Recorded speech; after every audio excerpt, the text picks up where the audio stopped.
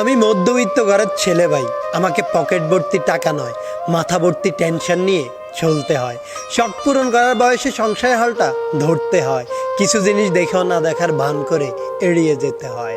নিজের শখের জিনিসগুলোকে শুধু দূর থেকেই দেখে যাই, কারণ কাছে এসে ছুঁয়ে দেখার মতো সাধ্য আমার নাই। বাস্তবে না হোক কল্পনাতে জড়িয়ে ধরি, আর এই আশা নিয়ে বেঁচে থাকি। আজ না হোক একদিন সব হবে ইনশাল্লাহ। কিন্তু আমার ইনশাল্লাহ কবে আলহামদুলিল্লাহতে পরিণত হবে সেটা জানা নেই। আমি মধ্যবিত্ত ভাই, আমাকে অনেক স্বপ্নই কাফন ছাড়া দাফন দিতে হয়। আমি মধ্যবিত্ত ভাই, আমাকে কখনোই দায়িত্ব শেখাতে হয় না। বাবার বয়স যত বাড়তেছে, দায়িত্ব নামক শব্দটা ততই মাথার ভেতর ঘুরপাক খাচ্ছে, কারণ বাবার পায়ে সংসারের হালটা আমাকেই ধরতে হবে। আর এই দায়িত্বের চক্করে আমার শখার ইচ্ছেগুলো হয়তো অপূর্ণই থেকে যাবে। আমার স্বাদ আছে, সাধ্য নেই। আমার শখ আছে, কিন্তু সেটা পূরণ করার ক্ষমতা নেই, কারণ আমি মধ্যবিত্ত তাই।